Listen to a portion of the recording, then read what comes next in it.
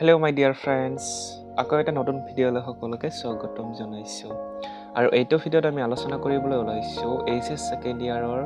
Practical exam কেনেদৰে হয় বা কি প্ৰশ্নত পৰীক্ষাত ধৰিব, কি প্ৰশ্ন আহিব পাৰে তেনেকুৱা ধৰণৰ কুৱেশ্যনবিলাক আৰু এই কুৱেশ্যনবিলাকৰ এনচাৰসমূহ দিবলৈ যত্ন কৰিম। তেনেহ'লে ব'লা ভিডিঅ'টো আৰম্ভ কৰোঁ। ডিয়াৰ ফ্ৰেণ্ডছ, প্ৰথমে কুৱেশ্যন পেপাৰ দিয়া থাকিব আৰু এইখন কুৱেশ্যন পেপাৰ আমি এক্সাম্পল হিচাপে ল'ম। এখন কুৱেশ্যন পেপাৰ 2024 বৰ্ষত হৈ যোৱা এইচএছ ছেকেণ্ড ইয়াৰৰ জিঅ'গ্ৰাফিৰ প্ৰেক্টিকেল এক্সাম। তোমালোকে ইতিমধ্যে অৱগত যে প্ৰেক্টিকেল এক্সাম 30 মাৰ্কৰ হয়, য'ত আমি 12 পাব লাগে আৰু টাইম দিয়া থাকে 3 hours। ঠিক আছে, প্ৰেক্টিকেল এক্সাম এইখিনি। তাৰপিছতে এনেকুৱা ধৰণৰ কুৱেশ্যন দিয়া থাকিব, বিভিন্ন ধৰণৰ কুৱেশ্যন, আৰু এইখন কুৱেশ্যন আহিছিল 2024 বৰ্ষতে আহিছিল, গমেই পোৱা। কুৱেশ্যন নম্বৰ 1টো দিয়া আছিলে যে পৰীক্ষকে বাছি দিয়া তথ্যৰ ভিত্তিত তথ্যচিত্ৰ অংকন কৰা। ইয়াৰ আগতে এটা কথা কৈ দিওঁ যে পৰীক্ষাসমূহ আৰম্ভ হ'ব কেতিয়া হ'ব? পৰীক্ষাসমূহ আৰম্ভ হ'ব তোমালোকৰ নিজৰ যিখন বিদ্যালয়ত পঢ়ি আছা বা কলেজত পঢ়ি আছা যিকোনো সময়তে হ'ব পাৰে। অকল অসমৰ ভিতৰত যে এদিনেই প্ৰেক্টিকেল পৰীক্ষা হয় তেনেকুৱা নহয়, কিন্তু হয়তো তোমালোকে খবৰটো লৈ থৈ দিবা যে প্ৰেক্টিকেল এক্সামসমূহ যিকোনো এখন কলেজত হয়। তোমাৰ বিদ্যালয়ৰ বা কলেজৰ য'ত তোমালোকে পৰীক্ষা দিয়া মানে চেণ্টাৰত, সেই চেণ্টাৰতে প্ৰেক্টিকেল এক্সামবিলাক হয় আৰু তেওঁলোকে এদিনাখন নিৰ্দিষ্ট কৰি দিয়ে যে এইদিনাখন আমাৰ বিদ্যালয়ত অমুক বিষয়ৰ প্ৰেক্টিকেল এক্সাম হ'ব, গতিকে সকলোৱে উপস্থিত থাকিবা, তেনেকুৱা ধৰণে কৈ দিয়ে। বেলেগ বেলেগ স্কুলত বেলেগ বেলেগ দিনখন এক্সাম হয়। যেনেকুৱা এ নামৰ এখন কলেজ আছে, আকৌ বি নামৰ এখন কলেজ আছে। একে সময়তে 2025 বৰ্ষৰ জিঅ'গ্ৰাফি এইটোত 15 তাৰিখত হ'ব পাৰে, এইটোত 17 তাৰিখে হ'ব পাৰে। এনেকুৱাতো কোনো ধৰণৰ নিৰ্দিষ্ট নাই যে একেদিনাখনেই হ'ব। ঠিক আছে, এইখিনি আছিল ক'ব লগা। তোমালোকে খবৰটো লৈ থৈ দিবা, মানে নিজৰ বিদ্যালয়ৰ নিজৰ মতে প্ৰেক্টিকেল এক্সামসমূহ পাতে, এইটোৱে মূল কথা। ঠিক আছে, আমি কুৱেশ্যন নম্বৰ 1 লৈ আগবাঢ়িছিলোঁ। ঠিক আছে, পৰীক্ষকে বাছি দিয়া তথ্যৰ ভিত্তিত তথ্যচিত্ৰ অংকন কৰা। পৰীক্ষকে মানে হৈছে তোমাৰ টিচাৰে, যিখন বিদ্যালয়ত হয়তো পৰীক্ষা দিবা বা তোমাৰ বিদ্যালয়ত পৰীক্ষা দিবা, তেতিয়া জিঅ'গ্ৰাফি টিচাৰজনে এটা নিৰ্দিষ্ট মেথছ দিব আৰু সেই মেথছটোত তথ্যচিত্ৰ আঁকিব লাগিব, যাৰ সহায়ত, অৰ্থাৎ কিছুমান তথ্য দিয়া থাকিব, ছাৰে দি দিব, তোমালোকৰ কুৱেশ্যন দি দিব যে ইয়াৰ ভিত্তিত তোমালোকে তথ্যচিত্ৰ অংকন কৰা। তেতিয়া তোমালোকে তথ্যচিত্ৰসমূহ অংকন কৰিব লাগিব। তথ্যচিত্ৰত মই স্ক্ৰীণত দেখাই দিছোঁ, চাই ল'বা। তাৰপিছতে কুৱেশ্যন নম্বৰ 2 লৈ আগবাঢ়িছোঁ। কুৱেশ্যন নম্বৰ 2টো দিয়া আছে যে পৰীক্ষকে বাছি দিয়া তথ্যৰ ভিত্তিত তথ্যচিত্ৰ অংকন কৰা অথবা নিৰ্দেশ অনুসৰি মাধ্যমিক নিৰ্ণয় কৰা। ইয়াতো কোৱা হৈছে যে পৰীক্ষকে মানে এক্সামিনাৰে বাছি দিয়া তথ্যৰ ভিত্তিত এটা তথ্য দিয়া থাকিব, 2 নম্বৰতো চেম, আৰু সেই তথ্যৰ ভিত্তিৰ ওপৰতে তথ্যচিত্ৰ অংকন কৰিব লাগিব। অথবা দিয়া আছে যে নিৰ্দেশ অনুসৰি মাধ্যমিক নিৰ্ণয় কৰা, অৰ্থাৎ মিডিয়ানৰ এটা ফৰ্মুলা আছে, হয়তো তোমালোকে জানাই, আৰু এইটো খুবেই সহজ। মিডিয়ানটো খুবেই সহজ, জাষ্ট ফৰ্মুলাটো জানিলে হৈ যায়। তাৰপিছতে কুৱেশ্যন নম্বৰ 3টো দিয়া আছিলে যে মাৰ্কবিলাক চাই ল'বা। কুৱেশ্যন নম্বৰ 1ত 4 দিয়া আছিলে, 2ত 4 দিয়া আছিলে, 3ত 4 দিয়া আছে। ঠিক আছে, কুৱেশ্যন নম্বৰ 3ত দিয়া আছে পৰীক্ষকে বাছি দিয়া তথ্য ব্যৱহাৰ কৰি এখন বহুবৰ্ণী মানচিত্ৰ অংকন কৰা অথবা পৰীক্ষকে দিয়া তথ্যৰ ভিত্তিত ৰেখাচিত্ৰ অংকন কৰা। ৰেখাচিত্ৰ হয়তো তোমালোকে জানা, মই স্ক্ৰীণত দেখুৱাই দিছোঁ, তেনেদৰে চাই ল'বা। ঠিক আছে, এইখিনি দিয়া থাকিব। পৰীক্ষকে বাছি দিয়া মানে এক্সামিনাৰে তথ্যসমূহ দি থাকিব, কুৱেশ্যন এটা দিব, সেইমতে তোমালোকে বহুবৰ্ণী মানচিত্ৰ অথবা ৰেখাচিত্ৰ অংকন কৰিব পাৰা, দুটাৰ এটা অৰ দিয়া আছে। ঠিক আছে, তাৰপিছত কুৱেশ্যন নম্বৰ 4টো দিয়া আছে যে ফিল্ড ষ্টাডি, অৰ্থাৎ তোমালোকে হয়তো পিকনিক কৰিছা জিঅ'গ্ৰাফি ডিপাৰ্টমেণ্টৰ পৰা অথবা ক'ৰবালৈ ফুৰিবলৈ গৈছিলা, তাত যাই যিখিনি তোমালোকে জ্ঞান আহৰণ কৰিছিলা তাকে আমি ফিল্ড ভিজিটৰ ভিতৰত পৰে বুলি ক'ব পাৰোঁ। চ' তাতে দিয়া আছে 10 মাৰ্ক। তাত গৈ তোমালোকে কি লিখিছা বহীখন চাব ফিল্ড ষ্টাডি কি কৰিছা ক'ত গৈছিলা কোনখন জিলাত পৰে ঠাইখনৰ কি আছে সেইবিলাকে তোমালোকে ইতিমধ্যে জানা বেছি দীঘলীয়া কৰা নাই বাৰু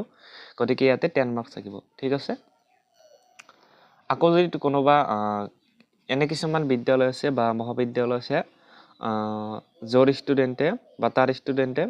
হয়তো বিশেষ কাৰণত পিকনিক কৰিবলৈ বা ফিল্ড ভিজিট কৰিবলৈ বা ফিল্ড ষ্টাডি কৰিবলৈ সময় নাপায় তেওঁলোকৰ কাৰণে অৰ দিয়া আছে আৰু এই অৰটো হৈছে যে বি নম্বৰত দিয়া আছে পৰীক্ষকৰ নিৰ্দেশ অনুসৰি কম্পিউটাৰৰ সহায়ত এটা চিত্ৰ অংকন কৰা তাতে কিন্তু 10 মাৰ্কছ আছে যদি কোনোবাই ফিল্ড ষ্টাডি কৰা নাই মানে ফিল্ড ভিজিট কৰা নাই মানে ফুৰিবলৈ যোৱা নাছিলা তোমালোকে তেওঁলোকৰ বাবে কি কৰা হ'ব এক্সামিনাৰে এটা চিত্ৰ আঁকিব ক'ব সেই চিত্ৰটো তোমালোকে কম্পিউটাৰত আঁকি দেখুৱাব লাগিব ঠিক আছে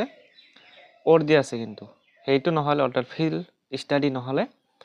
বি নম্বৰটো কৰিব লাগিব ঠিক আছে এতিয়া আমি কোৱেশ্চন নম্বৰ 5 লৈ আগবাঢ়িছোঁ কোৱেশ্চন নম্বৰ 5 টো দিয়া আছে প্ৰেক্টিকেল নোটবুক ব্যৱহাৰিক টকাবহী তোমালোকে হয়তো প্ৰেক্টিকেল নোটবুক ইতিমধ্যে বনাইছা তাতে 5 মাৰ্ক থাকিব বিভিন্ন ধৰণৰ চিত্ৰবিলাক বা মেথছ কৰিছা তেনেকুৱা ধৰণৰ বহীবিলাকত 5 মাৰ্কছ দিয়া আছে ঠিক আছে তাৰ পিছতে ফিভাফছ মৌখিক প্ৰশ্ন ইয়াতে থাকিব 3 মাৰ্কছ 3 মাৰ্কছ কি হতে বাৰু কৈ দিছো তোমালোকে এই যিখন প্ৰথমে এখন যদি বি নম্বৰটো কৰিছা তো ভাল আৰু যদি বি নম্বৰটো কৰা নাই ফিল্ড ষ্টাডি যেন কৰিছে তেওঁলোকৰ এখন বহি লাগিব আৰু সেইখন বহিত 10 মাৰ্কছ দিয়া থাকিব প্ৰথমে এক্সামিনাৰে এজনকৈ মাতিব ঠিক আছে এজনকৈ মাতাৰ পিছত তোমালোকৰ বহীবিলাকটো আগতে জমা দিব লাগিব দুখন বহী এটা হৈছে প্ৰেক্টিকেল নোটবুক আৰু এটা হৈছে ফিল্ড ষ্টাডিৰ নোটবুক দুটা বুক ইতিমধ্যে এক্সামিনাৰ হাতত যাব আৰু তোমাৰ তাতে নাম ৰোল দিয়া থাকিব ৰোল নাম্বাৰ সিস্টেম তোমাক মাতি তোমাক ফিল্ড ষ্টাডিৰ যিখন বহি সেই বহিৰ পৰা কিছু প্ৰশ্ন সুধিব হয়তো ধৰি লোৱা তোমালোকে য'ত ফুৰিবলৈ গৈছিলা মানে ফিল্ড ষ্টাডি কৰিবলৈ গৈছিলা তাৰ বিষয়ে সুধিব যে তুমি যে ফিল্ড ভিজিট কৰিবলৈ গৈছিলা তাৰ বহতি কেনেকুৱা সেই অঞ্চলৰ মানুহৰ উন্নতি কেনেকুৱা সেই অঞ্চলটো কোন ডিস্ট্ৰিক্টত পৰে তাত কি ঠাইৰ অভাৱ আছে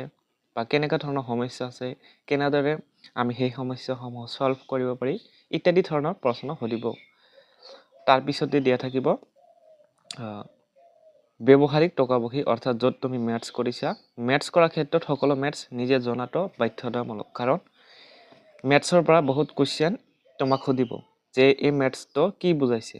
এনেকুৱা ধৰণৰ কিবা তুমি মেথছ বিলাক আঁকিছা সকলো নিজে জানা থাকিব লাগিব এনে সুধিব মেথছ বিলাকত যে এইটো এই মেথছটো তুমি কেনেকৈ কৰিছা এইটো ফৰ্মুলাটো নাচাই কোৱা মিডিয়ানৰ ফৰ্মুলাটো কোৱা মোডৰ ফৰ্মুলাটো কোৱা এই মেথছটো কি বুজাইছে মানে তুমি যি মেথছ কৰিছা মানে প্ৰেক্টিকেল নোটবুকত যি লিখিছা সেইবিলাক সকলো নিজে জানি ল'বা নহলে কিন্তু প্ৰবলেম হ'ব কাৰণ সেই নোটবুকৰ পৰাই কোৱেশ্চন সুধে বেছি নুসুধে জাস্ট 3টা 4টা মান ইয়াৰ পৰা সুধিব তাৰ পৰা এটা দুটা মান সুধিব তাৰ পিছতে তোমাক মাৰ্ক দি দিব 5 মাৰ্কৰ পৰা যিমান পোৱা দি দিব তাৰ পিছত মৌখিক প্ৰশ্নৰ বিষয়ে ক'লো 3 মাৰ্কছ থাকিব ইয়াতে 3 মাৰ্কছৰ ভিতৰত ভালকে ক'ব পাৰিলে 3 মাৰ্কছ দিব ঠিক আছে সো এইখিনি আছিল তাৰ পিছতে আৰু এটা কথা কৈ দিছো যে এক্সটাৰ্নালটো আহিব পৰীক্ষা আৰম্ভ হোৱাৰ লগে এক্সটাৰ্নাল তোমাৰ বিদ্যালয়ত উপস্থিত হ'ব তুমি য'ত এক্সাম দি আছা বা যোনটো চেণ্টাৰত এক্সাম হ'ব তাতে এক্সটাৰ্নাল আহিব ঠিক আছে সো যেতিয়া এইটো ল'ব মৌখিক প্ৰশ্ন যেতিয়া ল'ব তেতিয়া তোমাক যেতিয়া মাতিব তেতিয়া মে কাম ইন কৰি ৰুমৰ এইটো ধৰা ৰুমৰ ভিতৰত যোৱাৰ সময়তে ইয়াৰ পৰাই মে কাম ইন বুলি ছাৰ ক'ব লাগিব আগতে নবহিবা যেতিয়া বহিবলৈ ক'ব তেতিয়াহে বহিবা তাৰ পিছত তোমাৰ নাম ক'বলৈ দিব তাৰ পিছত নমস্কাৰ জনাই তোমাৰ নাম ক'বা নমস্কাৰ জনাই নাম ক'লে বহিবলৈ দিলে তেতিয়াহে বহিবা আৰু নমস্কাৰ বহাৰ পিছতহে সুধিব তোমাক যে তোমাৰ নাম কি তোমালোকে ক'ত গৈছিলা ফিল্ড ষ্টাডি কৰিবৰ বাবে ইত্যাদি ধৰণৰ প্ৰশ্ন সুধিব গতিকে অলপ ভালদৰে এনসাৰসমূহ দিয়াৰ চেষ্টা কৰিবা তেতিয়াহে ফুল মাৰ্কছ পোৱাৰ এটা চান্স থাকে একেবাৰে শেষত তোমালোকৰ সুবিধাৰ বাবে 23 চনৰ লগতে 24 চনৰ দুয়োখনৰ